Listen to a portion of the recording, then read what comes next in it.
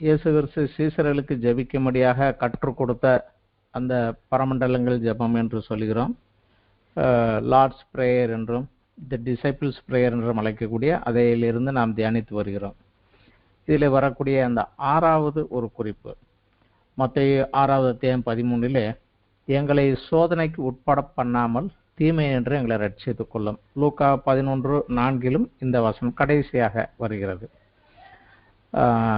இதே ஜெபத்தை பழைய ஏற்பாட்டு கால பக்தன் ஒருவரும் இந்த ஜெபத்தை ஏறெடுத்தார். தேவன் அவர் வேண்டியதை கொடுத்தார். நாம் நன்றாக அறிந்தபடியாக 1 நாளாகமம் புஸ்தகத்திலே 4வது அத்தியாயத்திலே யாபேஸ் என்கிற ஒருவரை குறித்து வருகிறது.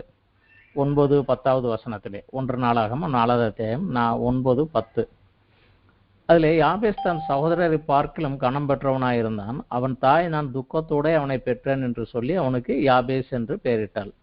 யாபேஸ் இஸ்ரவேலின் தேவனை நோக்கி, தேவரீர் என்னை ஆசீர்வதித்து என் எல்லையை பெரிதாக்கி உமது கரம் என்னோடு இருந்து தீங்கு என்னை துக்கப்படுத்தாதபடிக்கு அதற்கு என்னை விலக்கி காத்தருளும் என்று வேண்டிக் கொண்டான். அவன் வேண்டிக் கொண்டதை தேவன் அருளினார்.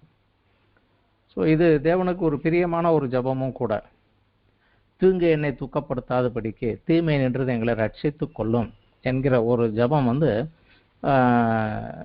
தேவன் அக்செப்ட் பண்ணக்கூடிய ஒத்துக்கொள்ளக்கூடிய ஒரு ஜபம் உண்டு. விசேஷமாக இந்த ஒரு பாயிண்டை நம்ம படிக்க வேண்டும் என்றால் யோவான் 17வது அத்தியாயத்திலே, யோவான் 17வது அத்தியாயம் ஒரு ஜபம். இயேசு கிறிஸ்து சிலுவைக்கு போவதற்கு முன்னதாக சீசர்களோடு பேசி முடித்து கெத்செமனே தோட்டத்திற்கு போகிறார். அங்கே என்னை பிடித்து கொண்டு போய்விடுவார்கள், நான் அடுத்த நாள் சிலுவையில் அறையப்படுவேன் என்கிற நேரத்தில் தன்னுடைய காரியங்களை முடித்து விட்டு பிதாவை நோக்கி ஒரு ஜபம் ஏறெடுக்கிறார். அந்த 17வது அத்தியாயம் புறம் அந்த ஒரே ஒரு ஜபம் தான்.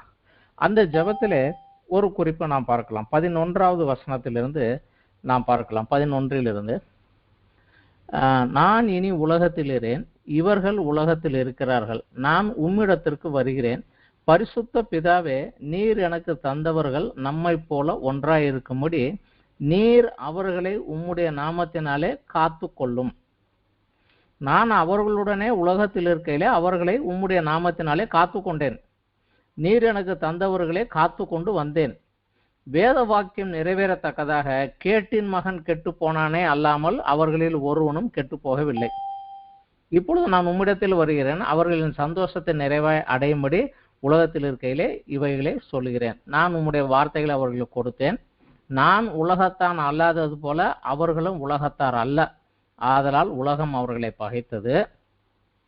நீர் அவர்களை உலகத்திலிருந்து எடுத்துக்கொள்ளும்படி நான் வேண்டிக் கொள்ளாமல் நீர் அவர்களை தீமை நின்று காக்கும்படி வேண்டிக் கொள்கிறேன்.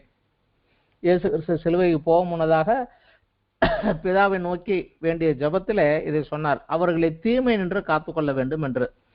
அதுல 20வது வசனம் இப்படியாக வருகிறது, நான் இவர்களுக்காக வேண்டிக் கொள்கிறதும் அல்லாமல் இவர்களுடைய வார்த்தையினாலே என்னை விசுவாசிக்கிறவர்களுக்காகவும் வேண்டிக் கொள்கிறேன். அதான் நமக்காகவும் சேர்த்துத்தான். ஆண்டவருடைய வார்த்தையை குறித்த ஊழியர்கள் மூலமாக ஆண்டவரை ஏற்றுக்கொண்டு விசுவாசிக்கிற நமக்காகவும் இந்த ஜபத்தை அவர் ஏறெடுத்திருக்கிறார். அதனால இந்த ஜபம் நமக்காக அவர் ஏற்கனவே ஏறெடுத்தார், அதை நாமளும் புரிந்து கொண்டு திருப்பி பிதாவிடத்தில் கேட்க வேண்டும் என்று இயேசு கிறிஸ்து விரும்புகிறார். அதனுடைய காரணம் என்ன அப்படிங்கிறத நம்ம இதில் பார்க்கலாம்.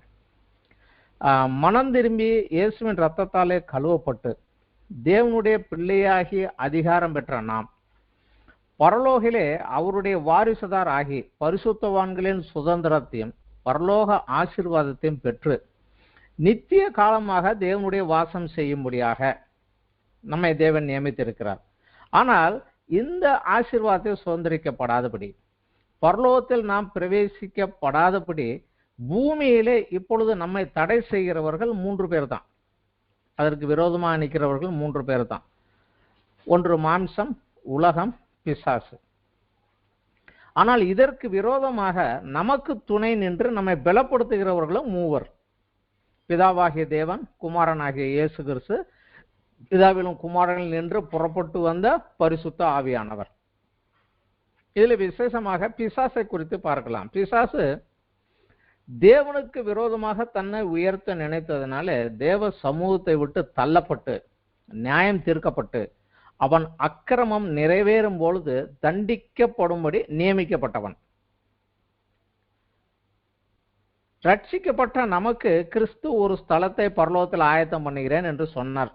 யோவான் 14 2-3 வசனத்திலே பிதாவிடத்தில் அநேக வாசஸ்தலம் உண்டு, இல்லாவிட்டால் சொல்லியிருப்பேன். நான் போய் உங்களுக்கு ஒரு ஸ்தலத்தை ஆயத்தம் பண்ணி நீங்கள் என்னோடு இருக்கும்படியே நான் உங்களை அழைத்து செல்வேன் என்று இயேசு விசுவாசிகளுக்கு வாக்கு கொடுத்தார். அதே போலவே பிசாசுக்கும் ஒரு ஸ்தலத்தை ஆயத்தம் பண்ணி இருக்கிறார் தேவன். மத்தேயு 25வது அத்தியாயத்தில் 41வது வசனத்திலே வரும். அதிலே சபிக்கப்பட்டவர்களை பார்த்து இயேசு சொல்றாரு, நீங்கள் என் தேவனால் சபிக்கப்பட்டவர்கள், பிசாசுக்கும் அவன் தூதர்களுக்கும் ஆயத்தமாக்கப்பட்டிருக்கிற நித்திய அக்கினிக்குள்ளே போங்கள் என்று சொன்னார். சோ நரகம் என்பது அந்த நித்திய அக்கினி, நித்தியம். there is no end. இத்தனை வருஷத்துக்குள்ள முடிஞ்சிடும் அப்படிங்கிறதெல்லாம் கிடையாது, நித்தியமாக இருக்கும் அந்த நித்திய அக்கினி. இது அவனுக்காக ஆயத்தம் பண்ணப்பட்டு வைத்திருக்கிறது. தேவனால் சபிக்கப்பட்ட அவன், பிசாசானவன், தேவ கிருபையும் ஆசீர்வாதத்தையும் பெற்ற நம்மேலே எரிச்சலும் பொறாமையும் கோபமும் உள்ளவனானான். ஆனால் கிறிஸ்து சிலுவையிலே அவனை ஜெயித்து அவன் அதிகாரம் வல்லமையை உரிந்து கொண்டார். கொலோசியர் 2வது அத்தியாயத்திலே நாம் அதை பார்க்கலாம். கிறிஸ்து சிலுவையிலே அவனை ஜெயித்து அவன் அதிகாரங்களை வல்லமையிலே உரிந்து கொண்டார் என்று நாம் கொலோசியரிலே பவுல் சபைக்காக எழுதுகிற போது அதை எழுதுகிறார். கொலோசியர் 2வது அத்தியாயத்திலே 13, 14, 15 வசனங்கள் படிக்கலாம்.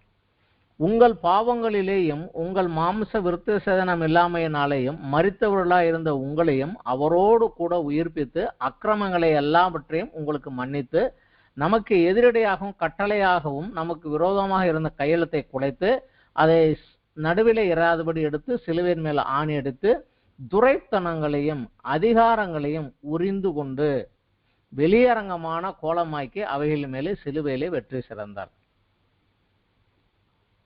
மாம்சத்தோடும் இரத்தத்தோடும் மாத்திரமல்ல, துரைத்தனங்களோடும் அதிகாரங்களோடும் ஆகாயத்து மண்டலத்துள்ள சேனைகளோடும் பொல்லாத ஆவிலோடும் நமக்கு போராட்டம் உண்டு என்று வேதம் நமக்கு சொல்லி இருக்கிறது. இங்கே அவனுடைய துரைத்தனங்களையும் அவனுடைய அதிகாரங்களையும் அவர் உரிந்து கொண்டார். இப்பொழுது அவனுக்கு நம்மேல எந்த அதிகாரமும் கிடையாது. உண்மையான மனம் திரும்புதலுடைய அனுபவத்தோடு என் சுயத்துக்கு மறித்து தேவனே நீர் சொல்லுகிறதை கேட்டு கிறிஸ்துவின் கர்த்தராக ஏற்றுக்கொண்டு அவர் சொன்னதுக்கு கீழ்ப்படிவேன் என்று ஒரு உடன்படிக்கை செய்து ஞானஸ்நானம் எடுத்த ஒருவன் மேலே அவனுக்கு அதிகாரம் கிடையாது. அவன் கிறிஸ்துவுக்கு உட்பட்டு விட்டான். அவனுக்கு அந்த நபர் மேலாக பிசாசுக்கு எந்த அதிகாரமும் கிடையாது.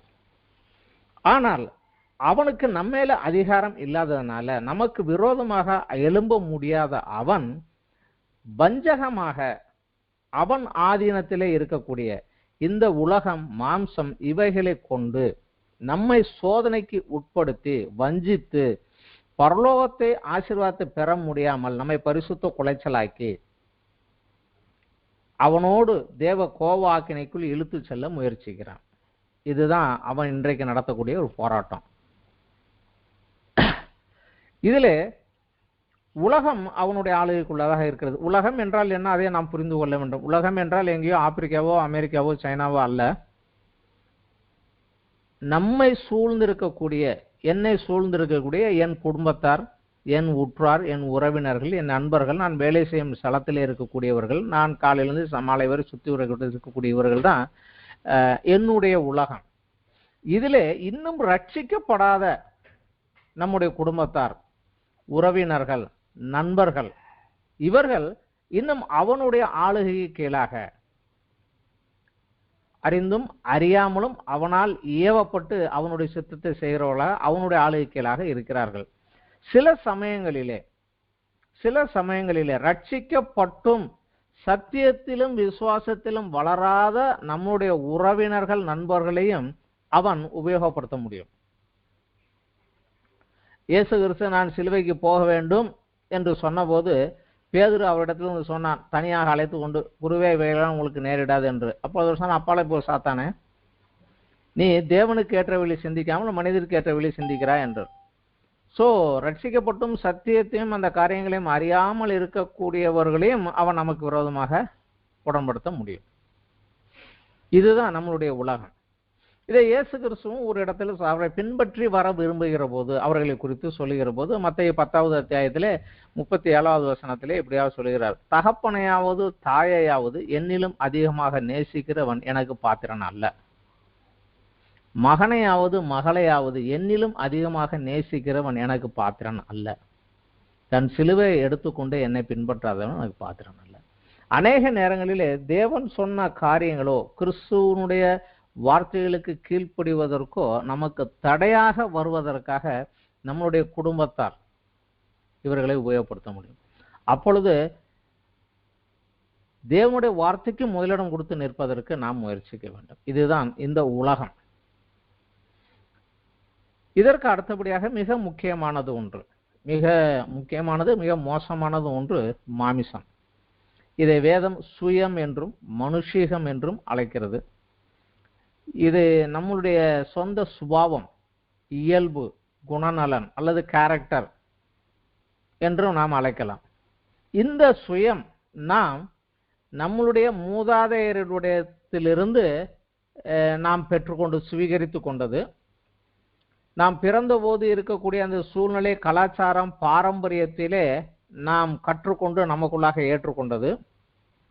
மற்றும் உலக பிரகாரமான போதனைகளின் மூலமாக நாம் ஆவிக்குரிய காரியங்கள் கிடையாது, அநேக காரியங்களை அநேக இடத்தை கேட்கிறோம். அந்த போதனைகளின் மூலமாகவும் இதுதான் சரி, இப்படித்தான் இருக்க வேண்டும் என்று நமக்குள்ளாக பெற்று ஏற்றுக்கொண்ட காரியங்கள். இதுதான் நம்மளுடைய சுபாவத்திற்கு உள்ளதாக இருக்கிறது.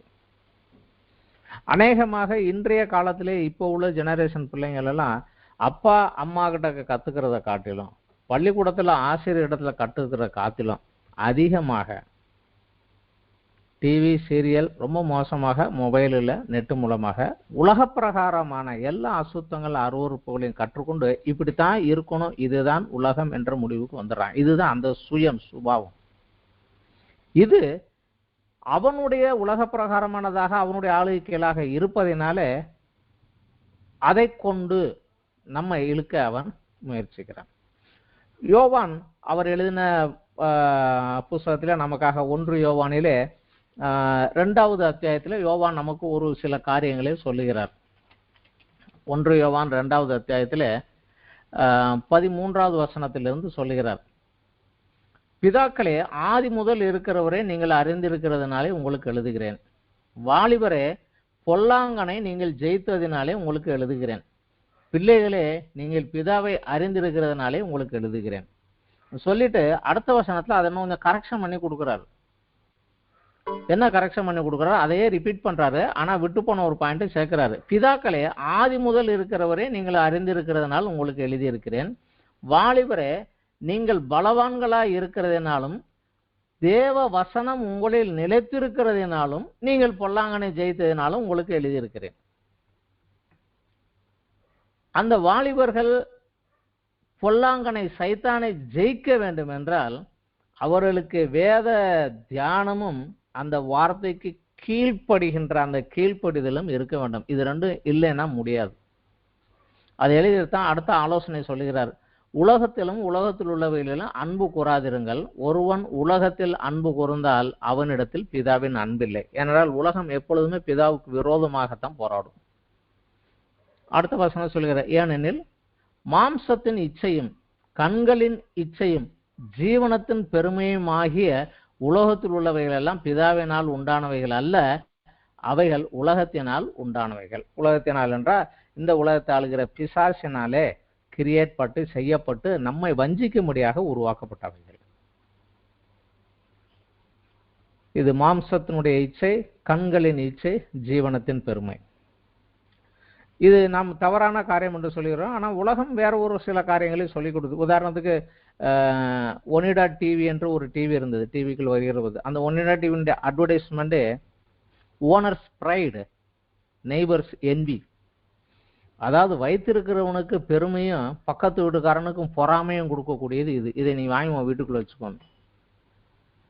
நம்ம ஸ்பிரிச்சுவலா இருக்கிறவங்க பெருமையும் தவறு, பொறாமையும் தவறுமோ. ஆனா உலகத்துல அப்படித்தான் இருக்கணும். அடுத்தவன் பொறாமப்படுற அளவுக்கு நீ பெருமையோட இருக்கணும். இதை உலகம் கத்து கொடுத்தது உலக பிரகாரமானவர்களுக்கு. இன்றைக்கு பார்க்கக்கூடிய டிவி, சீரியல், சினிமா எல்லாத்துலேயுமே ரெண்டே காரணங்கள் தான் முக்கியம். அதுல இருக்கக்கூடிய காரணங்கள் ரெண்டே காரியங்கள் தான் முக்கியம். மாம்ச இச்சையும் கண்களின் இச்சையும். அடுத்தது வயலன்ஸ், அடி உத மிதி நொறுக்கு. எவனா ரொம்ப மோசமா அடிச்சு நொறுக்குற நீ தான் பெரிய ஆளு. வேதம் நமக்கு அப்படி சொல்லவில்லை, கிறிஸ்து நமக்கு அப்படி கற்றுக் கொடுக்கவில்லை. இதுதான் உலகம், இப்படிதான் இருக்க வேண்டும் என்று அது போதிக்குது. இதெல்லாம் உலகத்தினால் உண்டானவைகள், பிசாசானவனால் உண்டானவைகள், இது தேவனால உண்டானவைகள் அல்ல. இதை இயேசு கிறிஸ்துவும் இன்னொரு இடத்துல சொல்லுகிறார், விதைக்கின் உவமையிலே சொல்லுகிறார். முள்ளுள்ள இடத்திலே விதைக்கப்பட்டவர்கள் கனி கொடுக்க முடியாமல் போய்விட்டது. ஏன் கனி கொடுக்க முடியாமல் போய்விட்டது? மார்க் 4வது அத்தியாயம் 18வது வசனம் சொல்லுகிறார், முள்ளுள்ள இடத்திலே விதைக்கப்பட்டவர்கள் உலக கவலையினாலும் ஐஸ்வர்யத்தின் மயக்கத்தினாலும் மற்றவைகளை பற்றி உண்டாகிற இச்சையினாலும் அவர்கள் கனி கொடுக்க முடியாமல் போய்விட்டார்கள். 3 காரியங்கள்: உலக பிரகாரமான கவலை, எனக்கு இது வேணுமே அது வேணும், உலக பிரகாரமான கவலை, ஐஸ்வர்யத்தினுடைய மயக்கம், பிற காரியங்களுக்கு உண்டாகிற இச்சைகள், இவைகளெல்லாம் நம்மளை குத்தி கனி கொடுக்க முடியாமல் போய்விடும். மனம் திரும்புதலுக்கு முதல் காரணமே யோவான் சாணன் சொன்னதே, மனம் திரும்புதலுக்கு ஏற்ற கனி கொடுங்கள், கனி கூடாத மரம் எல்லாம் வெட்டுண்டு அக்கினியில போடப்படும் தான். அந்த கனி கொடுக்கிற ஜீவியத்தை கொடுக்க முடியாம அது கொண்டு போயிடும். இதே யாக்கோபு 4வது அத்தியாயத்தில் சில காரியத்தை எழுதுகிறார். 4வது அத்தியாயத்தில் 1 வசனங்கள் வரைக்கும், உங்களுக்குள்ளே யுத்தங்களும் சண்டைகளும் எதனாலே வருகிறது? உங்கள் அவயவங்களில் போர் செய்கிற இச்சைகளினால் அல்லவா? நீங்கள் இச்சித்தும் உங்களுக்கு கிடைக்கவில்லை, நீங்கள் கொலை செய்தும் பொறாமை உள்ளவர்களாக இருந்தும் அடையக்கூடாமற் போகிறீர்கள். நீங்கள் சண்டையும் யுத்தமும் பண்ணியும் நீங்கள் விண்ணப்பம் பண்ணாமல் இருக்கிறதுனாலே உங்களுக்கு சிந்திக்கிறதில்லை. நீங்கள் விண்ணப்பம் பண்ணியும் உங்கள் இச்சைகளை நிறைவேற்றும்படி செலவழிக்க வேண்டும் என்று தகாத விதமாக விண்ணப்பம் பண்ணுகிறபடியால் பெற்றுக்கொள்ளாமல் இருக்கிறீர்கள். உலக பிரகாரமான அந்த இச்சைகளை நிறைவேற்ற வேண்டும் என்று ஜெபம் பண்ணுகிற போது தேவன் சொல்வாரு, இது உனக்கு தொந்தரவும் பிரச்சனையும் தான் கொடுக்குமே ஒழிய இது உன்னை என்னிடத்துல வர விடாது, அதனால இது உனக்கு வேண்டாம் அப்படின்றார். அநேக நேரங்களில் ஜெபக்கு தேவன் நோ என்றும் சொல்லுவார், அதையும் ஏற்றுக்கொள்ள தயாரா இருக்க மாட்டேன். இதுவும் அதுல ஒரு காரியம்தான். இந்த இச்சைகள் தேவனண்டை வருவதற்கு நம்ம எடுக்க, இதுதான் உலக மாம்சத்துக்குள் இருக்கக்கூடிய அந்த சுபாவம், இயல்புகள். இதை குறித்து பவுல் எழுதுகிறார். பவுல் ரோமர் நிருபத்துல 7வது அத்தியாயம் 8வது அத்தியாயத்திலாம் ரொம்ப விளக்கமாக விவரமாக அதை குறித்து அநேக காரியங்களை அவர் எழுதி கொண்டே போகிறார். நம்ம எல்லாருக்கும் தெரிந்த வசனம் தான். ரோமர் 7வது அத்தியாயத்துல 18, 19. அது எப்படி எனில், என்னிடத்தில், அதான் பவுல் தன்னையே குறித்து சொல்கிறார், என்னிடத்தில், அதாவது என் மாம்சத்தில் நன்மை வாசமாய் இருக்கிறதில்லை என்று நான் அறிந்திருக்கிறேன். நன்மை செய்ய வேண்டும் என்கிற விருப்பம் என்னிடத்தில் இருக்கிறது, நன்மை செய்வதோ என்னிடத்தில் இல்லை. அதெல்லாம் நான் விரும்புகிற நன்மையை செய்யாமல் விரும்பாத தீமையை செய்கிறேன். அந்தபடியே நான் விரும்பாததை நான் செய்தால் நான் அல்ல, எனக்குள்ளே வாசமாயிருக்கிற பாவமே அப்படி செய்கிறது. இதுதான் எனக்குள்ள அந்த பழைய சுபாவம், பழைய மனிதன் என்று சொல்லுகிறது. அவன் என்ன மோட்டிவேட் பண்ணுகிறான் என்று சொல்லுகிறது. அதை சொல்லிவிட்டு தான் 23வது வசனத்திலிருந்து அவர் சொல்லுகிறார், ஆகிலும் என் மனதின் பிரமாணத்துக்கு விரோதமாக போராடுகிற வேறொரு பிரமாணத்தை என் அவயவங்களில் இருக்க காண்கிறேன். அது என் அவயவங்களில் உண்டாயிருக்கிற பாவ பிரமாணத்திற்கு என்னை சிறையாக்கி கொள்கிறது. நிர்பந்தமான மனுஷன் நான், இந்த மரண சரீரத்தினின்று யார் என்னை விடுதலை ஆக்குவார் சொல்கிறார். இந்த மனிதனிலிருந்து என்னை யார் விடுதலையாக்க முடியும்? நம்முடைய கர்த்தராகிய இயேசு கிறிஸ்து மூலமாய் தேவனை ஸ்தோத்திரிக்கிறேன். ஆதலால் நானே என் மனதினாலே தேவனுடைய நியாய பிரமாணத்திற்கும் மாம்சத்தினாலோ பாவ பிரமாணத்திற்கும் ஊழியம் செய்கிறேன். நான் 7வது முடிஞ்சிருச்சு, ஆனா அவர் உண்மையிலே எழுதுற போது இப்படி எழுதல. அடுத்த வார்த்தை தான் 8:1, அது இதோட சேர்ந்து தான் வரணும். ஆனபடியால் கிறிஸ்து இயேசுவுக்கு உட்பட்டவர்களாய் இருந்து மாம்சத்தின்படி நடவாமல் ஆவியின்படியே நடக்கிறவர்களுக்கு ஆக்கினை தீர்ப்பு இல்லை. நீங்க அந்த மாம்ச இச்சையை நிறைவேற்றும் என்று போகாமல் ஆவியானவர் சொல்வதை கேட்டு நீங்கள் கீழ்ப்படிந்தீர்கள் என்றால் உங்களுக்கு அந்த தேவ கோபாக்கினைக்குள்ள நீங்க போக வேண்டிய அவசியம் இருக்காது. அதே ரோமர் 8 லேயே 14வது வசனம் இப்படியாக சொல்லுகிறது, மேலும் எவர்கள் தேவனுடைய ஆவியினால் நடத்தப்படுகிறார்களோ அவர்கள் தேவனுடைய புத்திரராய் இருக்கிறார்கள். யோவான் 1:12 நமக்கு தெரியும், அவருடைய நாமத்தின் மேல் விசுவாசம் உள்ளவர்களை அவர் ஏற்றுக்கொண்டு எத்தனை பேர்கள் அத்தரும் தேவனுடைய பிள்ளைகளாகும்படி அதிகாரம். அது பிறந்த பிள்ளை, ஆனா அது வளர்ந்து வர வேண்டும் என்றால் ஆவியினால நடத்தப்பட்டதான் புத்திரனாக வளர்ந்த ஒரு டீனேஜ் பருவத்துக்குள்ள நம்ம வர முடியும். இந்த ஆவியினாலே நடத்தப்பட வேண்டும். இதை குறித்து இன்னும் அதிக விளக்கமாக கலாத்தியர் நிருபத்திலே பவுல் நமக்கு விளக்கி சொல்கிறார். கலாத்தியர் நிருபம் 5வது அத்தியாயம் நம்ம எல்லாருக்கும் நன்றாக தெரிந்த ஒரு காரியம்தான், மிக நன்றாக நமக்கு தெரிந்த ஒரு காரியம்தான். கலாத்தியரிலே 5வது அத்தியாயத்திலே 16வது வசனம், பின்னர் நான் சொல்லுகிறது என்னவென்றால், ஆவிக்கேற்றபடி நடந்து கொள்ளுங்கள், அப்பொழுது மாம்ச இச்சையை நிறைவேற்றாது இருப்பீர்கள். மாம்சம் ஆவிக்கு விரோதமாகவும் ஆவி மாம்சத்துக்கு விரோதமாகவும் இச்சிக்கிறது. நீங்கள் செய்ய வேண்டும் என்று இருக்கிறவர்களை செய்யாதபடி இவைகள் ஒன்றுக்கொன்று விரோதமாய் இருக்கிறது. ஆவியினால் நடத்தப்படுவீர்களானால் நீங்கள் நியாயப்பிரமாணத்திற்கு கீழ்ப்பட்டவர்கள் அல்ல. சொல்லிட்டு அடுத்ததுல சொல்லுகிறாரு, மாம்சத்தின் கிரியைகள் வெளியரங்கமாய் இருக்கிறது. அது என்னன்னு ஒரு லிஸ்டே கொடுத்துட்டாரு. அவையாவன விபச்சாரம், வேசித்தனம், அசுத்தம், காம விகாரம், விக்கிரக ஆராதனை, பில்லி சூனியம். இவைகளெல்லாம் நம்மகிட்ட இல்லைன்னு நம்ம தாராளமா சொல்ல முடியும். ஆனா மிச்சம் என்ன வருது? பகைகள், ஒருவனோட பகையை என்ன வைத்துக் கொண்டே இருக்கிறது. விரோதங்கள், வைராக்கியங்கள், கோபங்கள், சண்டைகள், பிரிவினைகள், மார்க்க பேதங்கள், பொறாமைகள், கொலைகள், வெறிகள், களியாட்டுக்கள் முதலானவைகளே. இதெல்லாம் மாம்சத்தினுடைய கிரியை என்று சொல்லுகிறார். இதையெல்லாம் செஞ்சுக்கிட்டு இருக்கிறவங்க தேவனுடைய ராஜ்யத்தை சுதந்திரிப்பதில்லை என்று அவர் சொல்லுகிறார். ஸோ இந்த ஒரு லிஸ்ட்டை நம்ம மெதுவா படிச்சு பார்த்து நம்மளை சுய பரிசோதனை செஞ்சோம்னாலே இதுல எது நம்ம கிட்டக்க இருக்கு அப்படிங்கிறத நம்மளே உணர்றோம். நம்ம ஆவியானவர் உள்ளே உணர்த்துவார். இது உங்ககிட்ட இருக்குது, இதை எடுத்து போடு. அவருடைய வார்த்தையை கேட்டு அதை எடுத்து போட்டு விட்டு அதுக்கப்புறம் ஆவியின் கனியாகிய அன்பு, சந்தோஷம், சமாதானம், நீடிய பொறுமை, தயவு, நற்குணம், விசுவாசம், சாந்தம், இச்சை அடக்கம், இதுல வளர வேண்டும். கிறிஸ்துவனுடையவர்கள் தங்கள் மாம்சத்தையும் அதன் ஆசை இச்சைகளையும் சிலுவையில் அறைந்திருக்கிறார்கள். நம்ம பாவத்துக்கு தண்டனையாக தன்னை சிலுவையில் அறைய அவர் ஒப்பு கொடுத்தாரு. இன்றைக்கு சொல்லுகிறாரு, உன்னை பாவத்துக்குள் வழி நடத்துகிற அந்த இச்சையை எடுத்து நீ சிலுவையில் அறையுங்கிறார். அதை நாம் செய்ய வேண்டும். அடுத்தபடியாக யாக்கோபு நமக்கு ஒரு ஆலோசனையும் கொடுக்கிறார். ஒரு காரியங்களே நமக்கு அவர் கற்றுக் கொடுக்கிறார். தேவன் யாக்கோபு 1வது அத்தியாயத்திலே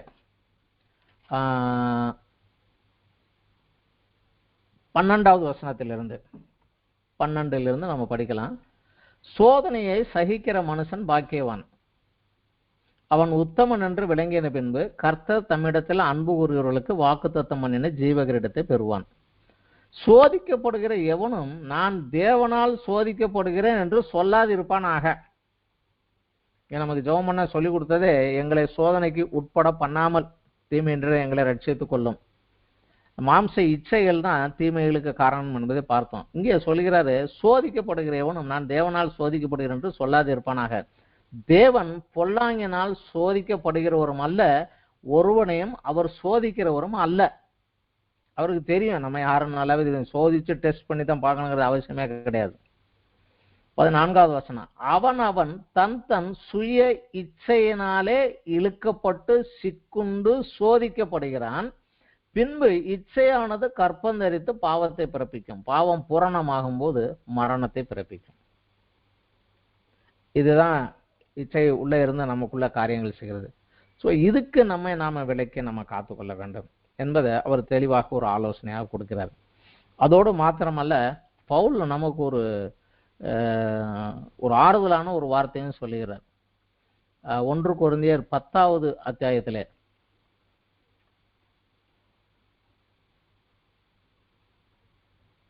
11வது வசனத்திலிருந்து, இவைகளெல்லாம் திருஷ்டாந்தங்களாக அவர்களுக்கு சம்பவித்தது. அதாவது பழைய ஏற்பாட்டில் உள்ள காரியங்கள், என்னென்ன தப்பு பண்ணி எப்படி எப்படி விழுந்து போனாங்க, இதையெல்லாம் படிச்சுக்கோ, இதே தப்ப நீ செய்யாத பார்த்துக்கோ அப்படின்னு சொல்லி அந்த கண்டினியூவா எழுதி கொண்டு வந்து சொல்லுகிறாரு. இவைகளெல்லாம் திருஷ்டாந்தங்களாக அவர்களுக்கு சம்பவித்தது உலகத்தின் முடிவு காலத்தில் நமக்கு எச்சரிப்பு உண்டாக்கும்படி எழுதப்பட்டிருக்கிறது. இப்படி இருக்க தன்னை நிற்கிறவன் என்று எண்ணுகிறவன் விழாதபடிக்கு எச்சரிக்கையா இருக்க கடவன். இந்த ஜெபம் அதைத்தான் சொல்லுது. நிற்கிறேன் என்று என்கிறவன் விழாதபடிக்கு எச்சரிக்கையா இருக்க கடவன். அடுத்த வசனம், மனுஷருக்கு நேரிடுகிற சோதனையே அல்லாமல் வேறே சோதனை உங்களுக்கு நேரிடவில்லை. தேவன் உண்மை உள்ளவராய் இருக்கிறார். எதுல? உங்கள் திராணிக்கு மேலாக நீங்கள் சோதிக்கப்படுவதற்கு அவர் இடம் கொடாமல், உங்க பலத்தை மீறி ஒரு சோதனை உங்ககிட்ட வராதபடி அவர் அதை தடை பண்ணி போடுகிறார். சோதனையோட தாங்கத்தக்கதாக சோதனையோட கூட அதற்கு தப்பிக்கொள்ள முடியாத போக்கையும் உண்டாக்குவார். உங்க தகுதிக்கு மீறின சோதனை வர அவர் அனுமதிக்கிறது இல்லை. ஆனால் சோதனைகள் வருகிறது. ஏன்னா சோதனையை சகிக்கிற மனுஷன் தான் பாக்கியவன், அவன் பலனை பெற்றுக்கொள்ள முடியும். இதை நம்ம புரிஞ்சுக்கணும். இந்த சோதனையோடு கூட தப்பித்துக் கொள்ளும்படி ஒரு போக்கையும் உண்டாக்குகிறார். இதில் நாம் தெரிந்து கொள்ள வேண்டியது என்னவென்றால், பிசாசு இந்த உலகத்தினுடைய காரியங்களையும் நமக்குள்ளாக இருக்கக்கூடிய மாம்ச இச்சைகளையும் தூண்டி நம்மை சோதித்து பரிசுத்த குலைச்சல் ஆக்கி தன்னுடன் தேவ கோபாக்கணைக்கு இழுத்து செல்ல முயற்சிக்கிறான். ஆனால் நமக்கு உள்ளே இருக்கக்கூடிய ஆவியானவர், தேவன் நம்ம திராணிக்கு மேல சோதனை வருவதற்கு அனுமதிப்பதில்லை. ஒன்று, சோதனை வருகிற போதே அதுக்கு தப்பித்துக் கொள்வதற்கு ஒரு வழியும் அங்க வைக்கிறார், பக்கத்திலே வச்சிருக்கிறார். அது என்னன்னு அவரை கேட்டு பெற்றுக்கொள்ள வேண்டும். ஆனால் நமக்குள்ளே இருக்கிற பரிசுத்த ஆவியானவர் அந்த தேவன் அனுமதித்து வரக்கூடிய அந்த ஒரு சோதனையை ஒரு பரீட்சையாக நமக்கு மாற்றி கொடுக்கிறார். ஒரு பரீட்சையாக மாற்றி நம்மை பலப்படுத்தி சத்தியத்தை கற்றுக் கொடுத்து அந்த பரீட்சையில் ஜெயித்தவனாக ஜெயங்கொண்டவனின் தேவ ஆசீர்வாதத்தை சுதந்திரிக்க வழி நடத்துகிறார். இதனால இந்த ஒரு காரியத்துல நம்ம கொஞ்சம் ஜாக்கிரதையாக ஆவியானவருடைய குரலை கேட்டு வேத வசனத்தை தியானித்து நடப்பதும் அனுபவமா இருக்கணும். ஆனா இந்த ஜெபத்தை ஏறிடுங்கள் என்றும் அவர் சொல்லியிருக்கிறார். எங்களை சோதனைக்கு உட்பட பண்ணாமல், என் சுய பலத்தோடைய சுய ஞானத்தோடைய நான் போனா கண்டிப்பா உளுந்துருவேன். உளுந்துட்டேன்னா ரிசல்ட் எனக்கு மோசமா தான் இருக்கும். அதனால எங்களுக்கு சோதனைக்கு உட்பட பண்ணாமல் தீமை நின்று எங்களை ரட்சித்துக் கொள்ளும் என்று கேட்போம். நம்ம வாழ்க்கையில வரக்கூடிய பிரச்சனைகள் ப்ராப்ளம் இல்லாத ஊழியக்காரர்களோ கிறிஸ்தவர்களோ விசுவாசிகளோ யாருமே கிடையாது. எல்லாருக்கும் ஏதோ ஒண்ணு வந்துகிட்டே இருக்கும். ஏனென்றால் இயேசு கிறிஸ்து அன்னைக்கே சொல்லிட்டாரு, இந்த கல்லின் மேல் என் சபையை கட்டுவேன். அடுத்த வசனமே பாதாளத்தின் வாசல் அதை மேற்கொள்வதில்லை. அப்படின்னா பாதாளத்தின் வாசல் அதுக்கு விரோதமா போராடிக்கிட்டே தான் இருக்கும், ஆனா மேற்கொள்ள முடியாது. ஏன்னா இந்த போராட்டத்தை ஜெயிக்கிறதுக்கு என்ன வேணுமோ அதையெல்லாம் என் பிள்ளைங்களுக்கு நான் கொடுத்துருக்கிறேன் அப்படிங்கிறார் அவர். அவருடைய பரிசுத்த ரத்தத்தை சிந்தி நம்மளை பிசாசு தொடாதபடி நம்மளை விடுவித்து காத்திருக்கிறார். ஆலோசனைகளுக்காக பரிசுத்த வேத வசனத்தை கொடுத்திருக்கிறார். பரிசுத்த வேத வசனத்தை கற்றுக் கொடுத்து நம்மை பரிசுத்தமாக்கும்படியாக பரிசுத்த ஆவியானவரை கொடுத்திருக்கிறார். ஆனா அந்த போராட்டம் இருக்கும். அதுல அவனை ஜெயித்தவனாக, வெளிப்படுத்தல் புஸ்தகத்தில் 7 சபைகள் எழுதும்போது கடைசி ஜெயங்கொண்டவன் எவனோ அவனுக்கு அந்த ஆசீர்வாதம் தருவன் அப்படிதான் சொல்லியிருக்காரு.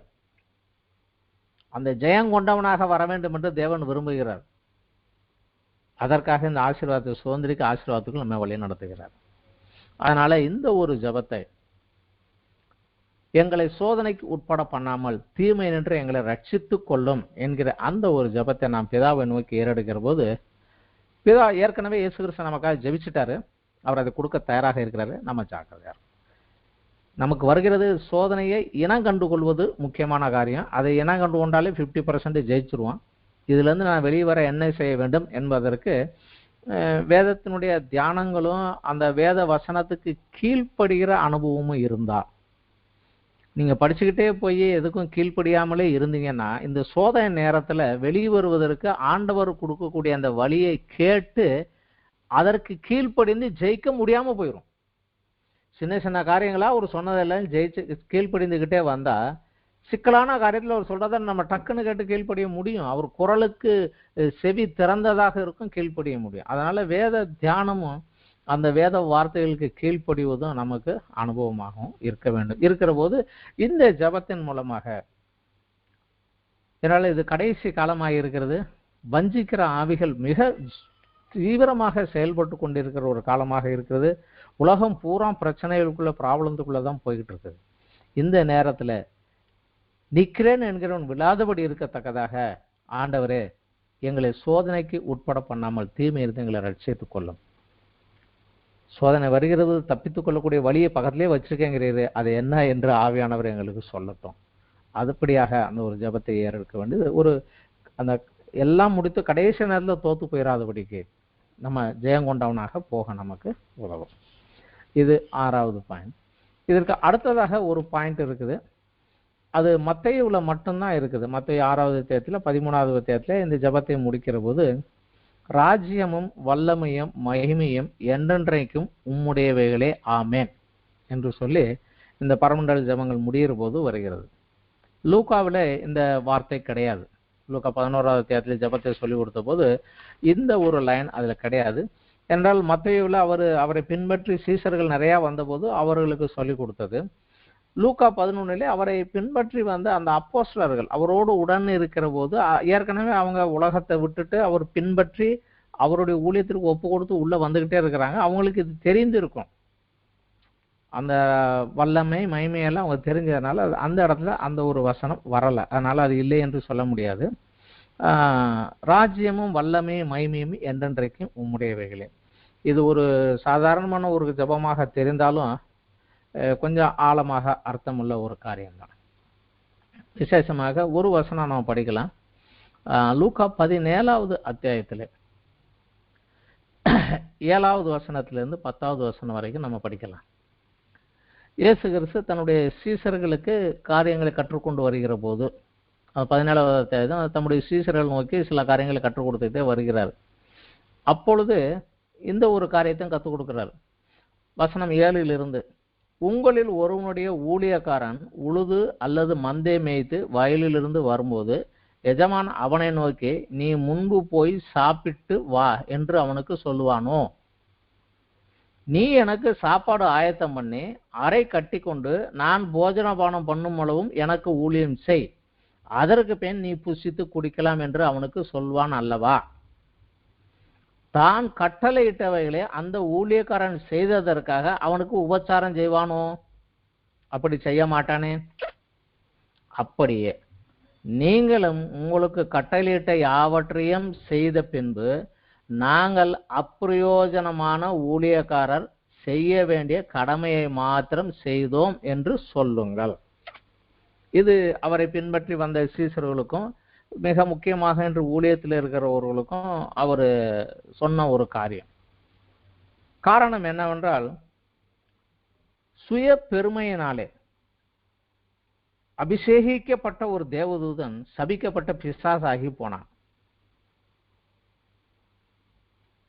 அந்த ஒரு காரணத்தினாலே தேவன் இன்று வரை பெருமை உள்ளவர்களுக்கு எதிர்த்து நிற்கிறார். பெருமையாக இருக்கக்கூடிய ஆள் யாராக இருந்தாலும் அவர்களுக்கு தேவன் எதிர்த்து நிற்கிறார். 1 பேதுரு 5வது அத்தியாயத்தில் நம்ம எல்லாருக்கும் தெரிந்த ஒரு வசனம் தான். 5வது வசனத்திலிருந்து 5வது அத்தியாயத்தில் 1 பேதுரு 5லிருந்து 5வது வசனத்திலிருந்து படிக்கலாம். அந்தபடி இளைஞரே மூப்பருக்கு கீழ்ப்படியுங்கள். நீங்கள் எல்லோரும் ஒருவருக்கு ஒருவர் கீழ்ப்படிந்து மனத்தாழ்மையை அணிந்து கொள்ளுங்கள். பெருமை உள்ளவர்களுக்கு தேவன் எதிர்த்து நிற்கிறார், தாழ்மை உள்ளவர்களுக்கோ கிருபை அளிக்கிறார். ஆகையால் ஏற்ற காலத்திலே தேவன் உங்களை உயர்த்தும்படி அவருடைய பலத்த கைக்குள் அடங்கியிருங்கள். அவர் உங்களை விசுவாசிக்கிறானபடியால் உங்கள் கவலைகளை அவர் மேலே வைத்து விடுங்கள். தெளிந்த புத்தியுள்ளவர்களாக இருங்கள், விழித்திருங்கள். ஏனெனில் உங்கள் எதிராளியாகிய பிசாசு கர்ச்சிக்கிற சிங்கம் போல எவனை விழுங்கலாமோ என்று வகை தேடி சுற்றி தீர்கிறான். விசுவாசத்தில் உறுதியாக இருந்து அவனுக்கு எதிர்த்து நில்லுங்கள். உலகத்திலும் உங்கள் சகோதரிடத்திலும் அப்படிப்பட்ட பாடுகள் நிறைவேறி வருகிறது என்று அறிந்திருக்கிறீர்களே.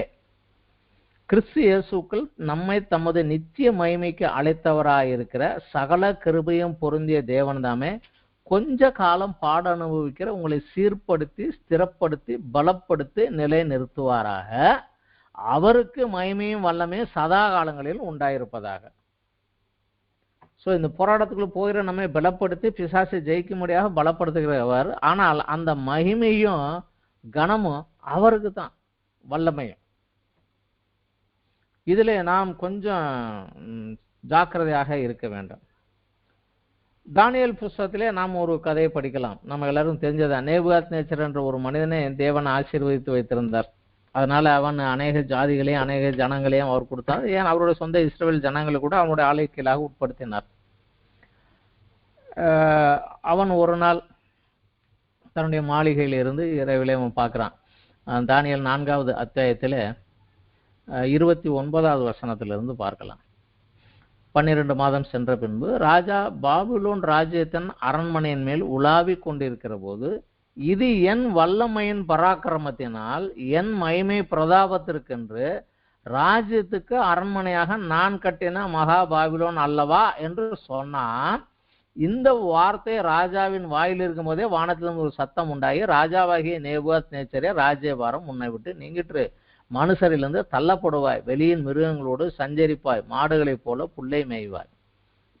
இப்படியே உன்னதமானவர் மனுஷருடைய ராஜ்யத்தில் ஆளுகை செய்து தமக்கு சித்தமானவருக்கு அதை கொடுக்கிறார் என்று அறிந்து கொள்ளும் மட்டும் 7 காலங்கள் உண்மையில் கடந்து போகும் என்று சொன்னார். அதுக்கப்புறம் அவன் ஒரு பைத்தியக்காரனை போல ஆனா, மாடுகளை போல பிள்ளை தின்னான். அவனுடைய கை கால் நகங்கள்லாம் வளர்ந்து போனது. 7 வருடங்கள் அந்த மாதிரியா இருக்க வேண்டிய அந்த பெருமையான ஒரு வார்த்தை, என் மகிமை, என் ராஜ்யம், என் மகிமைக்காக, என் பராக்கிரமத்தினாலே, என் வல்லமையினாலே, என் மகிமைக்காக நான் கட்டினது என்று சொன்னபோது தேவன் அதை பிடிங்கி தூக்கி போட்டு விட்டார்.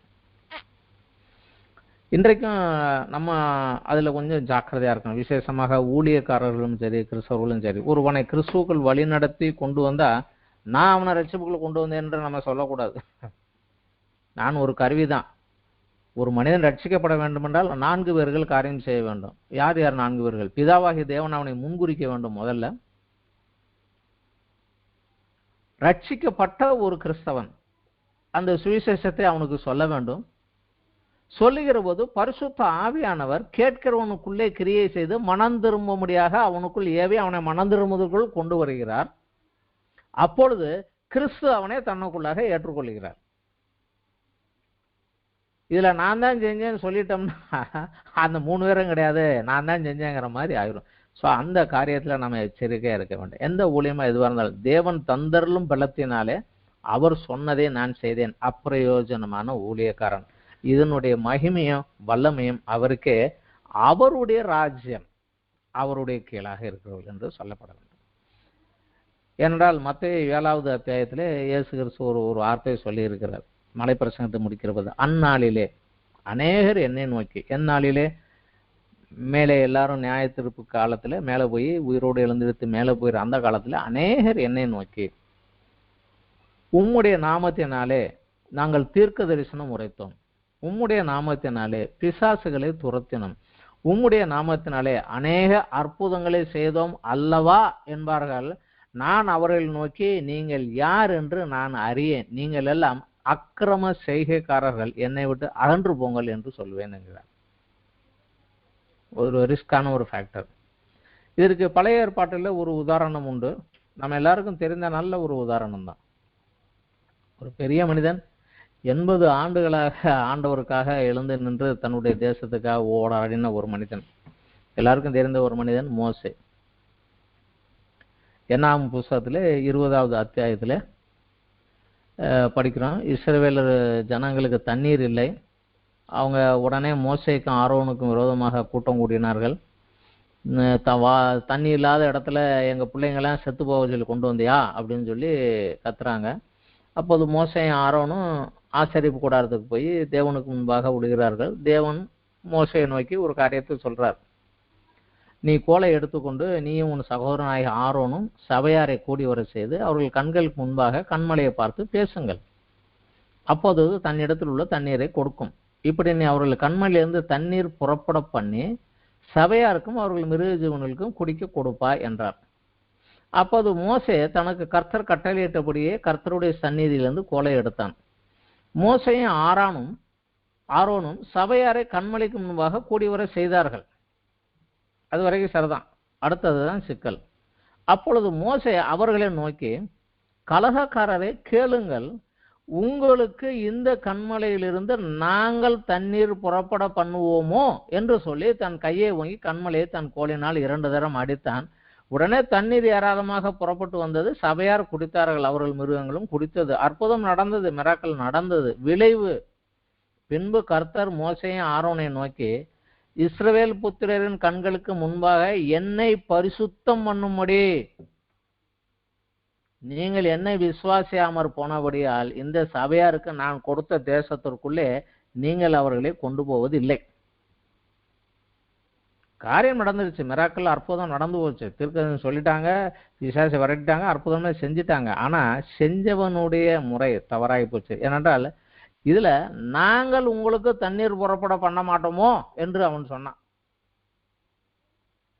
அந்த தேவனுக்கு கொடுக்க வேண்டிய கௌரவத்தையும் அந்த மரியாதையும் அவர் கையில எடுத்துக்கொண்டனால அவருக்கு இந்த ஒரு பிரச்சனை வந்தது. இதே பிரச்சனை ஆரம்பத்துல எருசலேமை விட்டு எகிப்து தேசத்தை விட்டு வெளியே வந்து வனாந்தரத்துல வந்து உடன்படிக்கைக்கு உட்படுவதற்கு முன்னதாகவும் ஒருக்க தண்ணீர் இல்லை. அப்பவும் கேட்டாங்க. அப்ப தேவன் சொன்னாரு, இந்த கண்மலையை பார்த்து கோலினால் அடி அதுல இருந்து தண்ணீர் வரும்னாரு, கொடுத்தாரு. ஆனா இந்த தடவை அவர் சொன்னது வந்து அதை பார்த்து பேசுப்பா. ஏன்னா இப்ப அவங்க எல்லாம் உடன்படிக்கை பண்ணி தேவனுடைய ஆளுகைக்குள்ளாக வந்த ஜனங்கள். இப்ப நீ பேசினாலே அது கொடுக்கும்னாரு. ஆனா அவன் அதையும் சரியாக புரிந்து கொள்ளவில்லை. ஜனங்கள் மேல உள்ள கோபத்துல இவன் போய் உதவி சொல்லிட்டார். திரும்பவும் ஒரு இடத்துல இதே காரியத்தை நாம படிக்கலாம். அவரு உபாகமம் புஸ்தகத்துல 27வது அத்தியாயத்திலே சொல்லுகிறார். மோசே இந்த காரியத்தை குறித்து சொல்லுகிறார். உபாகமத்துல 27வது உபாகம் 23வது அத்தியாயத்தில் உபாகமம் 3வது அத்தியாயத்தில் ஜனங்களுக்கு கடைசியாக அவர் மரிப்பதற்கு முன்னதாக சில காரியங்களை சொல்லுகிற இடத்துல சொல்லுகிறார். உபாகம் 3:23 அக்காலத்திலே நான் கர்த்தரை நோக்கி, கர்த்தராகிய ஆண்டவரே, நீர் உமது அடியனுக்கும் உமது மகத்துவத்தையும் உமது வல்லமையுள்ள கரத்தையும் காண்பிக்க தொடங்கினீர். வானத்திலும் பூமியிலும் உள்ள உம்முடைய கிரியைகள் உம்முடைய வல்லமைகளுக்கு ஒப்பாக செய்யத்தக்க தேவன் யார்? நான் கடந்து போய் யோர்தானுக்கு அப்புறத்தில் உள்ள அந்த நல்ல தேசத்தையும் இந்த நல்ல மலையையும் லிபனோனையும் பார்க்கும்படி உத்தரவு கொடுத்தருளும் என்று வேண்டிக் கொண்டான். கர்த்தரோ உங்கள் நிமித்தம் என் மேல் கோபம் கொண்டு எனக்கு செவி கொடாமல் என்ன நோக்கி, போதும், இனி இந்த காரியத்தை குறித்து என்னோட பேச வேண்டாம் என்றார். அவ்வளவு ஜனங்களும் விரோதமாக விக்கிரகத்தை உருவாக்கி போய் நிற்கிறது. இவன் போய் மண்டாட்டும் போது இவன் வார்த்தையை கேட்டு அவ்வளவு பேரையும் மன்னித்தாரு. ஆனா அவன் செய்த அந்த ஒரு தவறை அவர் கடைசி வரைக்கும் மன்னிக்கவே இல்லை. போதும், நீ கேட்காத, மலை மேலே ஏறி போய் வேணா இந்த தேசத்தை பாரு, நீ அதுக்குள்ள கால் வைக்க போறதில்லை.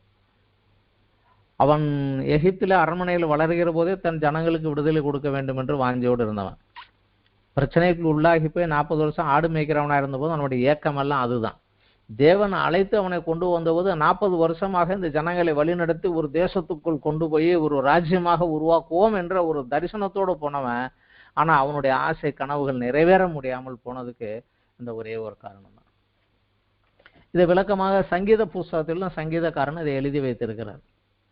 சங்கீதம் 106 32 33 வசனங்கள். மேரிபாவின் தண்ணீர்கள் இடத்திலும் அவருக்கு கடும் கோபம் மூட்டினார்கள். அவர்கள் நிமித்தம் மோசேக்கும் பொல்லாப்பு வந்தது. அவர்கள் அவன் ஆவியை விசனப்படுத்தினதுனால தன் உதடுகளினாலே பதறி பேசினான். இதுதான் அங்க பிரச்சனை. டென்ஷன்ல நான் செய்ய மாட்டேன்னா, என்னால் முடியாத, நான் செய்யறேன் பாரு அப்படின்னு இறங்கிடுவாங்க. இதுல கொஞ்சம் ஜாக்கிரதையாக இருக்க வேண்டும். உதாரணத்துக்கு நமக்கு தெரிந்த ஒரு வசனம் தான் ஏசாயா 11 1 3 வசனங்கள். பரிசுத்த ஆவியானவரை குறித்து எழுதப்பட்டது, கிறிஸ்துவை குறித்து சொல்லப்பட்டது, சில காரியங்கள் சொல்லுகிறது. ஏசாயா 11 1 2 3 வசனங்கள். ஈசாய் என்னும் அடிமரத்திலிருந்து ஒரு துளிர் தோன்றி அவன் வேர்களிலிருந்து ஒரு கிளை எழும்பி செழிக்கும். இது கிறிஸ்துவை குறித்து சொல்லுகிறது. அடுத்ததாக வசனம், ஞானத்தையும் உணர்வையும் அருளும் ஆவியும், ஆலோசனையும் பலனையும் அருளும் ஆவியும், அறிவையும் கர்த்தருக்கு பயப்படுகிற பயத்தையும் அருளும் ஆவியும் ஆகிய கர்த்தருடைய ஆவியானவர் அவர் மேல் தங்கி இருப்பார். 3வது வசனம், கர்த்தருக்கு பயப்படுதல் அவருக்கு உகந்த வாசனையாய் இருக்கும். கிறிஸ்து நமக்கு இதே பரிசுத்த ஆவியானவரைத்தான் பிதாவிடத்திலிருந்து வேண்டி பெற்றுக்கொண்டு நமக்கு கொடுத்தார். அவர் இன்றைக்கும் நமக்கு ஞானத்தை கொடுக்கிறார். வேதத்தை நாம் படிக்கிற போது அதில் இருக்கக்கூடிய மறைவான காரியங்களை விளக்கி கற்றுக் கொடுத்து எது என்ன ஏது என்று கற்றுக் கொடுக்கிறார். உணர்வை கொடுக்கிறார். இதற்கு உணர்வு என்பதற்கு ஆங்கிலத்தில் அண்டர்ஸ்டாண்டிங், அதாவது என்ன நடக்குது என்று புரிந்து கொள்ளக்கூடிய அந்த பக்குவ மனநிலை, இதுதான் நடக்குது ஜாக்கிரதையா இரு என்கக்கூடிய அந்த ஒரு அறிவை கொடுக்கிறார். கொடுத்து விட்டு இதிலிருந்து வெளிவருவதற்கு ஆலோசனை என்ன என்கிற ஆலோசனையும் அவர் கொடுக்கிறார். அவர் கொடுத்த ஆலோசனையை நிறைவேற்றுவதற்கு தேவையான பலனையும் அவரே கொடுக்கிறார். இதன் மூலமாக அறிவையும், அறிவு என்று இந்த இடத்தில் வருவது கிறிஸ்துவுக்கும் தேவனுக்கும் நம்மளுடைய பர்சனல் ரிலேஷன்ஷிப், நெருங்கிய ஒரு உறவு, அதை குறித்து சொல்கிறார். அந்த அறிவு, அவரை அறிவேன் என்கிற தலை அறிவாக இல்லை, அனுபவபூர்வமாக உணர்வு பூர்வமாக, heart to heart, mind to mind, நான் அவரை அறிவேன், அந்த ஒரு அறிவுக்குள்ளாக நம்மை வழி நடத்துகிறார். அப்படி வருகிற போது கர்த்தரண்டை கிட்டி கிட்டி நெருங்கி சேருகிற போது அவர் மேலுள்ள பயமும் நமக்கு வளர வேண்டும். அவர் யார் என்பதை நாம் ஒருபோதும் மறந்துடக்கூடாது. அவர் இறங்கி வந்து நமக்காக வந்தாருங்கிறதுனால அவரை ரொம்ப அலட்சியமா நினைச்சிடக்கூடாது. அதனாலதான் 3வது வசனம் சொல்லுகிறது, கிறிஸ்துவானவர் மேல் ஆவியானவர் இருந்தபோது இந்த 6 காரியங்கள் அவருக்கு பிரியமானது, கர்த்தருக்கு பயப்படுதல் அவருக்கு உகந்த வாசனையாயிருக்கும். நமக்கும் கிறிஸ்துவண்டை கிட்டி நெருங்கி சேர சேர அவர் மேல் உள்ள பயமும் கவரமும் இருக்கணும். அவருடைய ராஜ்யம், அவருடைய வல்லமை, அவருடைய மகிமை, இதை ஒருபோதும் நாம கை வைக்க கூடாது. அவருக்கு பிடிக்காத ஒரு காரியம், என் மகிமையை நான் ஒருவனுக்கும் கொடேன் என்று சொன்னவர். அவர் என் துதியை நான் விக்கிரகங்களுக்கு கொடேன் என்று சொன்னவர். 4 காஸ்பல்லையும் வாசிச்சு பார்த்தீங்கன்னா இயேசு கிறிஸ்து அநேக மிராக்கள் பண்ணினாரு, அற்புதங்கள் பண்ணினாரு. அடுத்த வசனமே வரும், ஜனங்கள் தேவனை மகிமைப்படுத்தினார்கள் என்றுதான் வரும். அற்புதம் செய்த கிறிஸ்துவை மகிமைப்படுத்தினார்கள் என்று ஒரு இடத்துல வராது. ஏனென்றால் அவர் ஜனங்களை அப்படியாக வழிநடத்தி கொண்டு போய் தான் செஞ்சுக்கிட்டு இருந்தார். அந்த மகிமையும் கௌரவத்தையும் அவருக்கு கொடுக்கத்தக்கதாக தான் அந்த காரியங்களை செய்தார். அதனால அந்த அற்புதங்களை அனுபவித்த ஜனங்கள் உடனடியாக இப்பேற்பட்ட தேவனை மகிமைப்படுத்தினார்கள் என்றுதான் வரும். நம்ம செய்யக்கூடிய எந்த ஒரு காரியத்தின் ரிசல்ட் தேவனை மகிமைப்படுத்துவதாகத்தான் இருக்கும் ஒழிய நம்மை உயர்த்துவதாக இருக்கக்கூடாது. இது அதுல கொஞ்சம் சிக்கல். இதை நாம புரிஞ்சுக்கணும். ராஜ்யம் அவருடையது, வல்லமை அவர் கொடுத்த வல்லமையில தான் நான் காரியம் செஞ்சேன், இதனுடைய ரிசல்ட் மகிமை அவருக்கு தான் போகணும். நான் அப்பிரயோஜனமான ஊழியக்காரன் தான். அவர் சொன்னாரு, சொன்னதை செஞ்சேன், கடமையை செஞ்சேன், அவ்வளவுதான். இதுல ஜாக்கிரதையாக நின்று கொள்ள வேண்டும். இந்த ஜெபத்தை நாம் முழுமையாக பார்த்தோம் என்றால், முதலில் பரமண்டலத்தில் எங்கள் பிதாவே உம்முடைய நாமம் பரிசுத்தப்படுவதாக. இதுல நாம செய்ய வேண்டியது, பரிசுத்தம் இல்லாமல் தேவனை யாரும் தரிசிக்க முடியாது. பரிசுத்த ரத்தத்தை சிந்தி எங்களை மீட்டுக்கொண்டீர், பரிசுத்த வேதாகமத்தை கொடுத்திருக்கிறீர், பரிசுத்த ஆவியானவரை கொடுத்திருக்கிறீர். இன்னும் நான் பரிசுத்தம் அடைஞ்சு உம்மை போல கிறிஸ்துவை போல பரிசுத்தம் அடைந்து உம்மோடு வந்து அந்த பரிசுத்தவான்களை சுதந்திரத்தை ஆராதிக்க என்னை தகுதிப்படுத்தும் என்பது இதில் முதலாவது பாயிண்டாக இருக்க வேண்டும். அடுத்ததாக உம்முடைய ராஜ்யம் வருவதாக. உலக பிரகாரமா என்னுடைய சுயத்துக்கு நான் மறித்தவனாக, உம்முடைய சித்தத்தை செய்கிறவனாக, உம்முடைய ராஜ்யத்தின் உம்முடைய சட்ட திட்டங்களுக்கு கீழ்ப்படிந்து நடக்கிறவனாக இருக்கத்தக்கதாக அவைகளை எனக்கு கற்றுக்கொடும் என்பது 2வது வேண்டும். 3வதாக உம்முடைய சித்தம் பரமண்டலில் செய்யப்படுவதோ பூமியிலும் செய்யப்படுவதாக. ஆண்டவரே, நான் இருக்கிற இடத்துல நான் என்ன செய்ய சித்தமாக இருக்கிறேன், நான் என்ன செய்ய வேண்டும், அதை எனக்கு சொல்லும், அதை நான் செய்கிறேன் என்று அவருக்கு நாம் ஒப்பு கொடுத்ததாக. அப்படி இருக்கிற போதுதான் 4வது பாயிண்ட், எங்களுக்கு வேண்டிய ஆகாரத்தை இன்று எங்களுக்கு தாரும், அன்றன்று எங்கள் ஆகாரத்தை தாரும். இது ஒன்லி சாப்பாடை மட்டும் கிடையாது, உலக பிரகாரமான என்னுடைய அனைத்து தேவைகளும் இதுக்குள்ள வந்துடும். என் தேவைகள், என் குடும்பத்தினுடைய தேவைகள், என்னுடைய நெருங்கின நண்பர்களுக்கும் உறவினர்கள் கூட இதில் சேர்க்கலாம். இவங்களுக்கெல்லாம் இதெல்லாம் தேவை, ஆண்டவரை குடும்பையா என்று நாம் கேட்கலாம். ஆனால் 5வது ஜெபம் மிக முக்கியம். எங்கள் கடனாளிகளுக்கு மன்னிக்கிறது போல எங்கள் கடன்களையும் மன்னியும். அநேக தவறுகள் செய்வோம். நம்ம ரட்சிக்கப்பட்டதிலிருந்து முழு பரிசுத்தமாக வளர்ந்து கொண்டே போகிறோம். தவறுகள் செய்வோம்.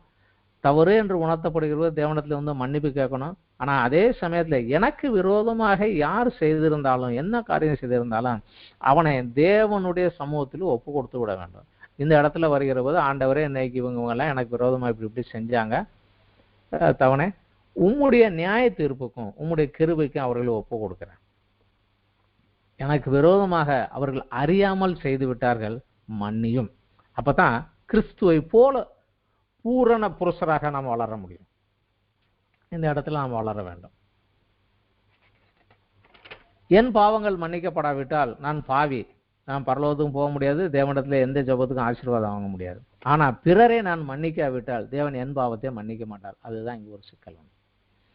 இதெல்லாம் சொல்லிட்டு தான் என்னை சோதனைக்கு உட்பட பண்ணாமல், இந்த உலகம் எப்பவும் என்னை சூழ்ந்து என்னை இழுக்கிறதுக்கு பிசாசு ரொம்ப ட்ரை பண்ணிக்கிட்டே இருக்கான். இந்த எதுலையும் இந்த சோதனைக்குள்ள உளுந்து விடாதபடிக்கு என்னை விலக்கி காத்துக்கொள்ளும். என் திராணிக்கு மேலான சோதனை வரவிட மாட்டேன்னு சொல்லியிருக்கிறீரே, காத்துக்கொள்ளும்.